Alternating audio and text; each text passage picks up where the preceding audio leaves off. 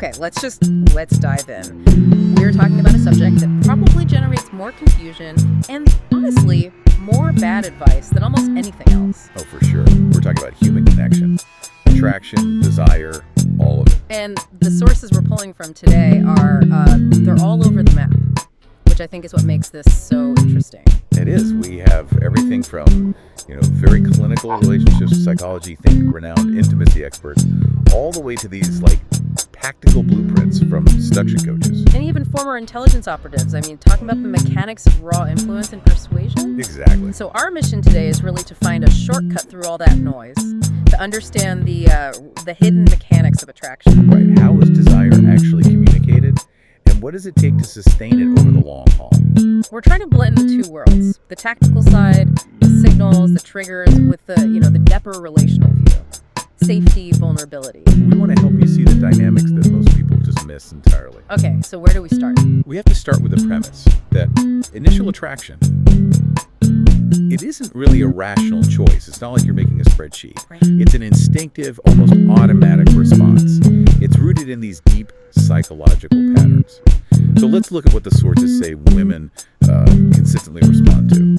And the first one that jumps out is something called the competence trigger, which is not about money necessarily, it's about skill. Yes, exactly. Attraction intensifies and, significantly when a man just handles things effortlessly. Handles what, though? Like anything? Pretty much. It could be his job, how he manages his life, or even, very specific practical skill. The key psychological takeaway is that demonstrating mastery in any one area, it signals overall capability. So wait, my brain is telling me that if someone is like a master sourdough baker, it unconsciously signals that they have general survival skills, even though baking bread has nothing to do with, the relationship itself. That is precisely it. Your rational mind is saying, what? But that primal part of the brain, it just registers. This person is capable, they can handle their environment. It's grounded. It is. It's grounded, it's effortless. And that is just inherently attractive because it implies security. It's the absolute opposite of being chaotic or, needy. And that idea of being grounded leads right into the next piece, which is about social status and some pretty brutal truths about value, frankly. It does. The data is pretty clear on what they call status sensitivity. Attraction is just biologically tuned to a man's position in a social hierarchy. Higher status means more attraction. But it's not just about being the CEO. There's this other piece, the validation hunger. Ah, yes. And this is where so much conventional wisdom just falls apart. How so? Think about it. Yeah. Scarcity creates value, right? If you give someone approval constantly, it becomes worthless. It has no value. But scarce, selective approval, that's seen as priceless. The sources show that people can become obsessed with earning praise from someone who withholds it or who is, selectively neutral. So if you're constantly chasing them, telling them how great they are, you're actually signaling low value.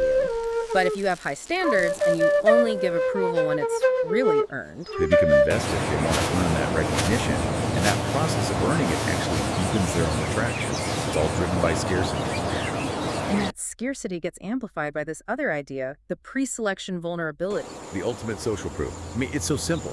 Attraction gets triggered automatically when other women show interest. Because it signals he's a high-value man. He's already been vetted. Exactly. It kicked off this competitive pursuit behavior. It's primal stuff. Okay, this is where it gets really interesting. We're going to pivot from dating to something a lot more high stakes. We're talking about intelligence operations. Persuasion on a whole other level. Right, because the goal isn't to date, it's deep influence. And the core mechanism is surprisingly similar. It is. The common thread is that real influence doesn't start with logic. It starts with creating an environment for hormonal release. They literally train operatives to bypass the analytical mind. So what does that look like? It starts with creating a positive, disarming experience. Making someone laugh, a genuine smile, offering some small, unsolicited help. And that triggers a drop in dopamine and noradrenaline. Correct. The brain is always making this super fast threat-non-threat distinction. When someone reacts positively to you, when they feel safe, their system registers you as a non-threat. So that hormonal drop opens a window. A window for emotional connection. You establish safety first, then emotional rapport, and only after those two things are locked in does the door finally open for any kind of logical influence. That is profound. I mean, if you haven't created that feeling of safety and positive emotion, any logic you use just bounces off. Completely. It's fundamental human persuasion. Okay, so let's move from what triggers that first spark of attraction to how someone signals their own interest back, especially while trying to manage vulnerability. Right, because if the triggers rely on things like status and scarcity, it makes sense that women, in particular, would prioritize what you could call plausible deniability. They need an escape route so they don't get rejected. Exactly. So they use these invitations that are wrapped in a layer of protection. They sound innocent if you're not interested, but they are crystal clear signals if you are. Give me an example. Okay, a classic one is the alone time invitation. She might say something casual like, "Oh, I'm going to be home alone all weekend." Got nothing planned. She's not just talking about her calendar. Not at all. She's signaling private access. She's basically asking you to make a move. What about the vulnerability confession? Saying something like, "I feel so safe with you." That is so powerful. It's not just a compliment. It's a deep sexual invitation disguised as intimacy. She's telling you that safety is the prerequisite for surrender. I trust you enough to be naked, emotionally and physically. Precisely. And sometimes it's even more direct. She'll give you instructions, but frame them as a fantasy. Like what? You know, I've always fantasized about being kissed in the rain. She's not reminiscing. She is handing you a script and wants you to follow it. Like, right now. And this all ties back to a physiological process, right? This isn't just mind games. No, not at all. Attraction creates what's called heightened attention and memory encoding. Yeah. Her brain literally starts prioritizing details about you. Like your favorite band or some random story you told her weeks ago. Yeah. Her brain has flagged you as sexually significant, so it starts saving all the data. And that's an involuntary process. And there are physical cues, too, ones she can't really hide. Oh, absolutely. When she's aroused, you'll see a sort of restless posture, a heightened sensitivity to touch, Yeah. and constant self-touching. Playing with her hair, touching her neck. Right, which is often a displacement of the desire to be touching you. It's also, And then there's actual touch. You know, the casual arm touch, the lingering handshake. But there's one that really flips the switch, isn't there? the possessive lower back claim. It's a huge signal. Explain that. Most people hug with their hands high up on the shoulders. It's polite, it's neutral. But when a hand settles on the small of her back, during a hug or even just in passing, It feels different. it communicates grounding, safety, a quiet sense of ownership. It's protective, it stops being casual, and confirms that non-threat status we talked about, Yeah. which opens the door for so much more. But how does any of this initial, almost animalistic dance of scarcity and status, how does that survive the reality of a long-term relationship? That's the million-dollar question. And this is where we have to pivot to the relational dynamics of sustained desire. Because the rules change. The rules completely change. The difficulty, according to experts like Esther Perel, is that we've created an impossible standard for modern love. What do you mean? We expect one person to be everything. Our best friend, our trusted confidant, co-parent, financial partner, The person who provides safety and security. and the source of passion, novelty, transcendence, and ecstasy. It's just an unbearable weight of mutual expectation. And when those roles clash, which they inevitably do, that's when the frustration kicks in. Exactly. And that frustration can, lead people to look outside the relationship. We have to reframe infidelity for a second here. Okay. Obviously, it's an act of betrayal, it's a breaking of trust. But often, it's not a rejection of the partner, but an expression of a deep longing for something else. Well, I mean, for what? For novelty, for freedom, a feeling of being alive again, an attempt to recapture a part of themselves they feel they've lost. So, to counter that, to keep desire alive inside the commitment, you need what the sources call the desire equation. Right. It's two parts. You need the foundation, Yeah. trust, safety, communication. But you also need the spark, variety, and So novelty. you both. You can't have one without the other. Exactly. If a couple gets stuck in a routine, desire just dies. The very stability that makes you feel secure is what can kill the sexual spark. So the solution has to be intentional. It has to be. You have to move beyond just, transactional sex and start co-creating what you could call erotic playdates, adventures. Treating eroticism as What? Cultivating pleasure for its own sake, not just as a means to an end. That's the perfect way to put it. It requires taking risks, being playful.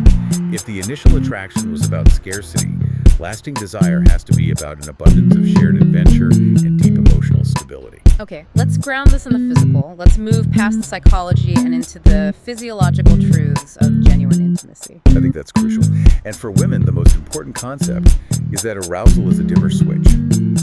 It is not an on-off light switch. Meaning you have to go slow. You have to go slow. Rushing it kills it instantly. It needs a gradual, steady build, and there's a clear anatomical reason for this. When a woman isn't aroused, the vaginal canal is, on average, about 3 to 4 inches deep. But when she is fully, genuinely aroused, It changes. it elongates and expands significantly. It can reach 5, 6, even 7 inches. So foreplay isn't just a nice to have. It's medically necessary for comfortable, pleasurable sex. If penetration happens before she's fully aroused, her body literally isn't ready. It can be uncomfortable, even painful, and that just shuts the whole thing down. Slowing down creates the space for pleasure. It creates the physiological change required for it. And once that arousal is building, the body gives off signals of genuine orgasm that you just can't fake. What should you look for? Involuntary muscle contraction, pelvic floor, abs, thighs. Breathing becomes rapid and shallow. You might see a visible flushing of the skin. And here is the most critical piece of advice from all the sources. Okay. When she is building toward that climax, consistency is everything. Whatever you are doing, keep doing it. Don't change the rhythm, don't change the position. That kills the momentum. That is such a simple but powerful insight. It really is. And there's another interesting claim in the sources about maturity. Younger women often report that older men can provide a better sexual experience.